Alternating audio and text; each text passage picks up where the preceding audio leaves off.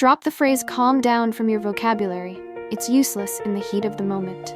Try teaching your child about their eighth sense instead.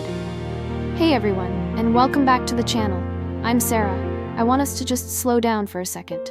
Maybe you're listening to this while the house is finally quiet, or maybe you're hiding in the pantry with a warm cup of tea just to get a moment to yourself. I see you. I see you. And honestly, I am you. Today, we're talking about something that I genuinely believe is the golden key to raising sensitive kids. Kids like my daughter, Lucy. It's a concept that sounds fancy but is actually incredibly primal. Interoception. Or in mom speak, teaching our kids to recognize their body's early warning signals before the emotional storm hits and levels the house. If you've been following our journey here, you already know that Lucy is an incredible kid. She's bright, creative, and kind, but she also has an incredibly sensitive nervous system. For years, and I mean years, her meltdowns felt like they came out of nowhere. It was like living in a coastal town where the sun is shining one minute, and the next, a Category 5 hurricane is ripping the roof off. I used to feel so helpless. I'd be standing there, looking at her on the floor, thinking, what just happened? We were fine. We were just coloring. Why is this so sudden? Were there really no warning signs? But after falling down a rabbit hole of neuroscience and working closely with some amazing occupational therapists, I realized something that shifted my entire world. There are almost always warning signs. The problem wasn't that the signs weren't there. The problem was that Lucy didn't recognize them. And if I'm being totally honest with you, neither did I. We were both speaking a language we didn't understand. So today, I'm going to share exactly how I helped Lucy reconnect with her body so she can eventually say, Mom, I'm starting to feel overwhelmed. I need a break, instead of throwing a shoe across the room. And just a quick disclaimer. I'm not a doctor. I'm not a medical professional. I'm a mom, sharing what worked in the trenches of real life, using science-informed tools we've practiced right here at home. To start, we have to talk about the eighth sense. Most of us grew up learning about the big five: sight, hearing, touch, taste, and smell. Maybe you've heard of the sixth and seventh: vestibular, balance, and proprioception, knowing where your body is in space. But the eighth one, interoception, is often the missing piece of the self-regulation puzzle. Think of interoception as the inside-out sense. It's your child's ability to notice and interpret what's happening inside their body. We're talking about the internal signals the body sends to the brain.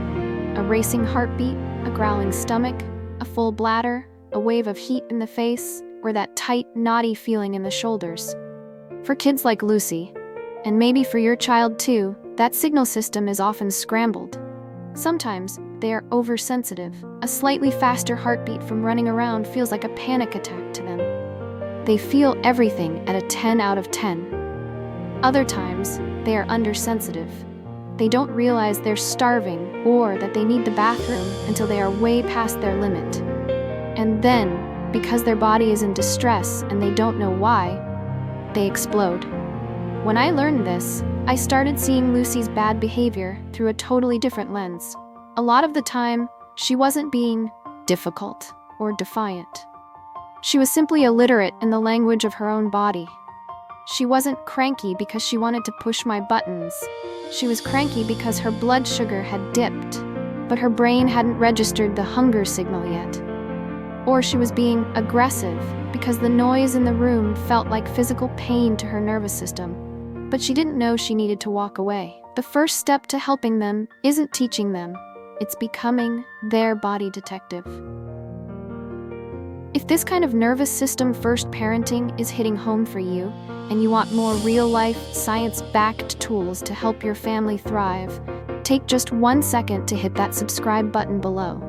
Your support genuinely keeps this channel going and helps me know that this message is reaching the parents who need it most. Before I could teach Lucy how to listen to her body, I had to learn how to see her signals. I had to stop looking at the yelling and start looking at the clenching. When a child's nervous system gets overwhelmed, it automatically shifts into survival mode. You've heard of it: fight, flight, or freeze. And each one of these states has a very specific body language signature, if you know what to look for. For Lucy, fight didn't start with hitting or screaming. It started long before that. I noticed that her jaw would start to clench. You could see the little muscles in her cheeks tighten. Her shoulders would creep up toward her ears like a suit of armor. Her voice would get a little sharper, a little higher, a little more intense. If I missed those signs, the explosion was inevitable. Then there's flight. For some kids, this looks like literally running away. But for Lucy, it was restlessness. Her legs couldn't stay still. She'd start pacing or fidgeting with her clothes. Her eyes would dart around the room like she was searching for an exit. Even if we were just in the living room, she'd start talking a mile a minute, her breath getting shallow and fast. And freeze? This was the hardest one for me to spot. Lucy would go flat. Her face would lose its expression, almost like she was wearing a mask. Her eyes would look distant or glazed over. She'd stop responding to my questions. She'd hold her breath or breathe so lightly you could barely see her chest move. For a long time, I thought she was just being stubborn or ignoring me. In reality, her brain had pulled the emergency brake because it couldn't handle any more input. I started keeping a mental log and eventually a physical one. Okay, before the screaming, she starts picking at her cuticles. Before the meltdown, she stops making eye contact. Let's do a quick check-in for the comments.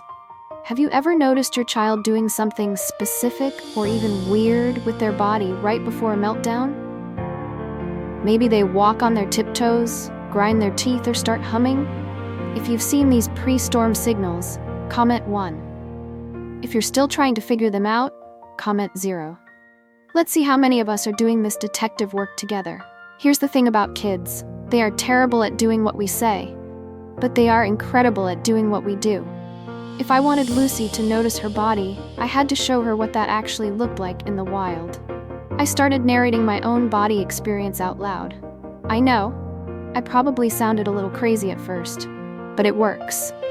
If I was stuck in traffic and felt that familiar irritation rising, instead of silently stewing and then snapping at Lucy for asking for a snack, I would say, "Ooh, Mom is feeling really frustrated right now.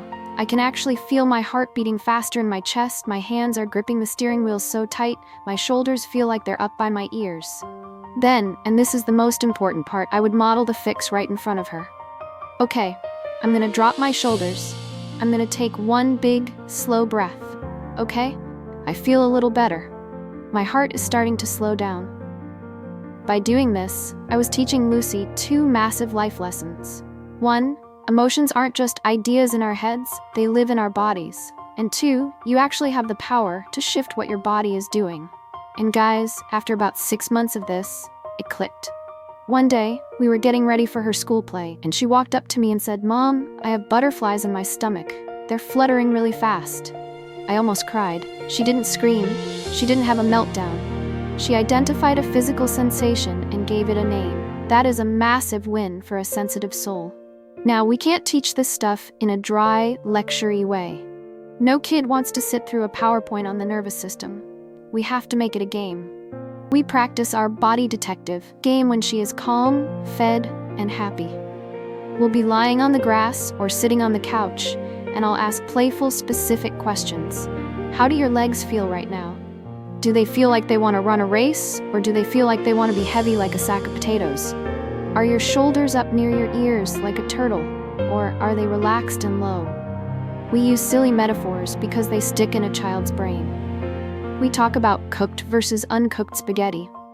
Does your arm feel like uncooked spaghetti, stiff and hard and ready to snap? Or does it feel like cooked spaghetti, soft and wiggly? Another huge hit in our house is the heartbeat drum. I'll have her jump up and down for 30 seconds, then put her hand on her chest. Is your heart beating like a marching drum? Or is it like a quiet clock ticking? This helps her realize that fast heart doesn't always mean danger.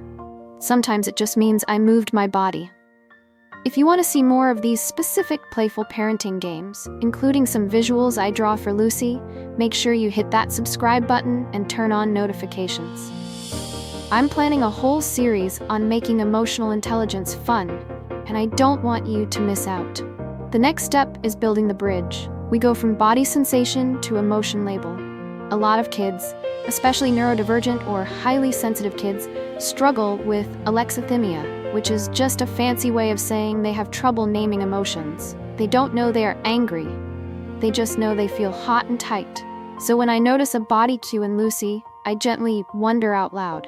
I don't tell her how she feels. I wonder. I notice your hands are in fists and your voice is getting a little louder. I wonder if you're starting to feel frustrated about that Lego tower. Or you're yawning and your eyes are looking a little heavy. It looks like your body might be telling us it's time for a recharge. We use a visual scale in our house, the car engine scale. Green, the engine is running smooth and cool. You're calm, you're happy, you're good to go. Yellow, the engine is heating up. You're a little anxious, a little irritated, or maybe just too much energy. Red, the engine is smoking and overheating. You've lost control. The goal, and this is life-changing, is to catch the yellow. Because let's be real, it is 1,000 times easier to cool down a warm engine than it is to put out a forest fire. When I see Lucy's hands start to shake or her jaw tighten, I'll say, hey, it looks like your engine is moving into yellow. What do we need to do to get back to green? Do we need a big squeeze, or maybe a quiet minute in your tent? Teaching them to advocate for their needs in the yellow is how we prevent the red. I want to pause here and mention a group of kids that often gets overlooked. The hyposensitive kids. Interoception goes both ways. Some kids feel everything too much, but others are numb to their body's signals. For a long time, Lucy would fall down hard on the sidewalk and barely react. Or she would bump into furniture constantly because her brain wasn't getting clear signals of where her body ended and the table began. If your child is in this group, they might not feel hungry until they are lightheaded. They might not feel they need to pee until they're having an accident. For these kids, heavy work is a miracle. Activities like pushing a heavy laundry basket, doing wall pushes, or being rolled up tight in a blanket. We call it the burrito squeeze. Give the muscles and joints strong input. This strong input acts like a megaphone, helping the brain finally find the body. If your child seems clumsy or careless, please be patient. Their brain is literally starving for sensory information. They aren't being reckless. They're trying to feel their own skin. Finally, we come to the most important piece of the entire puzzle: co-regulation. There is a biological truth we have to accept. Kids learn self-regulation by being regulated with. They cannot do it alone yet. When Lucy starts showing signs of overload, when she's in that yellow zone moving toward red, I don't tell her to calm down. Those two words have never, in the history of parenting, actually made a child calm down. In fact, they usually make things worse. Instead, I lend her my calm. I get down on the floor below her eye level. I lower my voice to a whisper. I breathe. Slow, deep, audible breaths. My presence sends a signal of safety to her nervous system. I'm essentially saying to her brain, I am not afraid of your big feelings. I am here. You are safe. And once her survival brain feels safe, it naturally turns down the volume. The alarm stops ringing, and her thinking brain, the part that can actually listen to her body again, comes back online. Let's do one more poll. Does your child have specific body signals that you can now identify? Or are you still in the detective in training phase? Comment 1 if you see the signals, 0 if you're still looking. Teaching Lucy to recognize her body signals wasn't a quick fix. It wasn't a 3-day challenge. It has been a long, patient, sometimes messy process.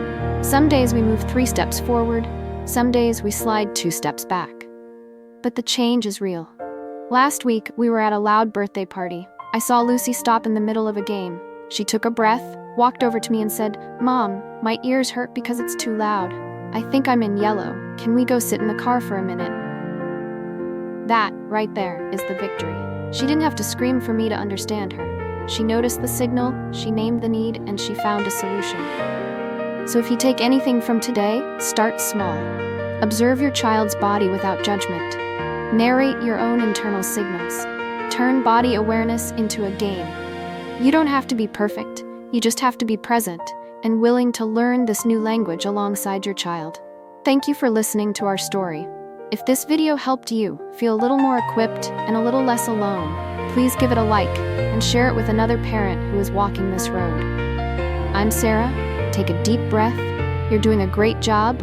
I'll see you in the next video. Wishing you and your little ones peace, safety, and a deeper understanding of the language within.